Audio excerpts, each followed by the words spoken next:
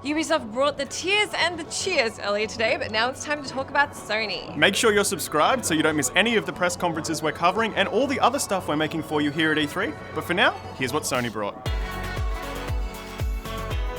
Sony kicked off its press conference with the game I'm actually looking forward to most, Uncharted 4: The Lost Legacy. It looks like Chloe and Nadine will get up to all kinds of classic Uncharted shenanigans like precarious climbing, driving, a whole lot of falling, and facing off against a new nasty Uncharted 4 antagonist. The game looks great, gives me more Uncharted goodness, and stars Claudia Black. I could not ask for more.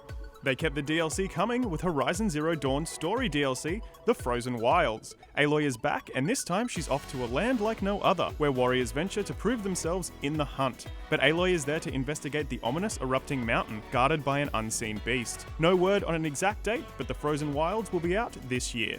Bend Studios followed up with a gameplay trailer for Days Gone, which showed off Deacon St. John's trusty motorbike, a brutal brawl, stealthing through bushes, and evading creepy men hanging from the ceiling, which Sony decided to copy IRL on stage for some reason.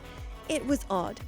Anyway, we also saw Deacon laying traps in an enemy camp, only to come across a massive creeper horde, where Bend showed off how many zombies they could render on screen at once for the second year running. It looks like you'll be able to use those hordes against your enemies too. Out of absolutely nowhere, Sony announced Monster Hunter World for early 2018. We saw a character in what looked like a ghillie suit sneaking through the jungle trying to avoid detection. You can attack creatures by jumping onto their backs, and there's a rope hook you'll be able to attach to flying enemies if you want to go for a ride. The classic Monster Hunter roast meat is also confirmed for Monster Hunter World.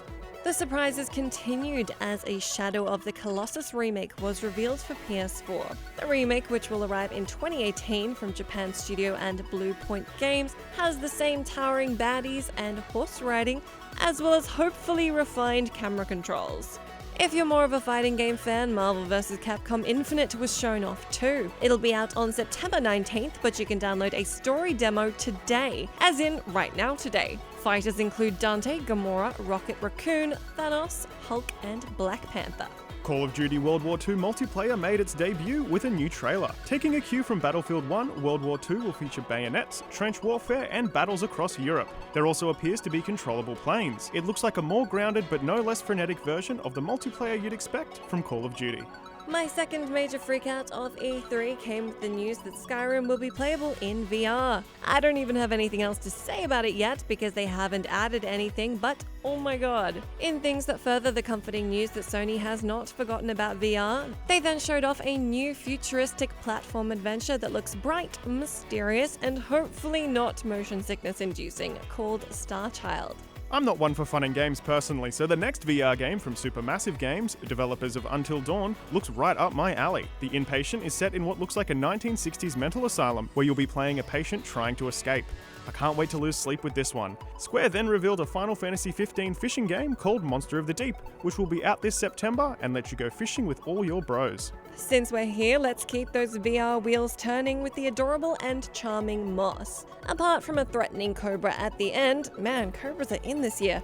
It looks like we can expect puzzling and action gameplay in a lovely, vibrant game world with a mouse protagonist. It's about time we saw everyone's favourite angsty teen Kratos in a new God of War trailer. Still sporting that impressive new beard and ice axe, Kratos set out to protect and train his young companion in the game's varied settings. We saw oceans, snow-capped mountains, glittering rivers, and forest ruins. Most interestingly, we got a look into the relationship between Kratos and the boy, and another giant snake. Another of my massively anticipated games, Detroit Become Human, was shown off once again. A new gameplay trailer showed off the snowy city of Detroit and the excellent Jesse Williams as Marcus, an android and one of the title characters. The game's choice system was also shown off. When the player was spotted by police, an overlay showed 3 different reactions to the situation, and at the end we saw a massive flowchart of how the situation could have played out. In classic Quantic Dream style, the story of androids trying to take back control of their lives seems complex, and the character models look excellent. Destiny 2 took the spotlight with a new gameplay trailer that sets up the stakes of Bungie's sequel. Gaul thinks the Guardians no longer fear death, and he's here to change it. PlayStation will also get exclusive content including gear, a City Apex ship, exotic weapon, the Borealis, PvP map Retribution, and the Lake of Shadows strike. Sony closed out the show with a look at PlayStation exclusive Spider-Man from Insomniac Games. A new gameplay demo let us watch Spidey set traps, traverse the environment, stealthily take down foes, and wrap people up with webs. Also highlighted was a fair bit of combat, featuring slow-mo while selecting attacks and diving through bullets in slow motion. It all looked a little like the Arkham games. Spidey can also execute finishing moves and manipulate the environments to take out foes. It looks like there will be on-rails scenes peppered with quick-time events as well. Whether or not Spidey is your superhero of choice, Insomniac's entry certainly looks like it'll make you feel heroic as hell. It'll land in 2018.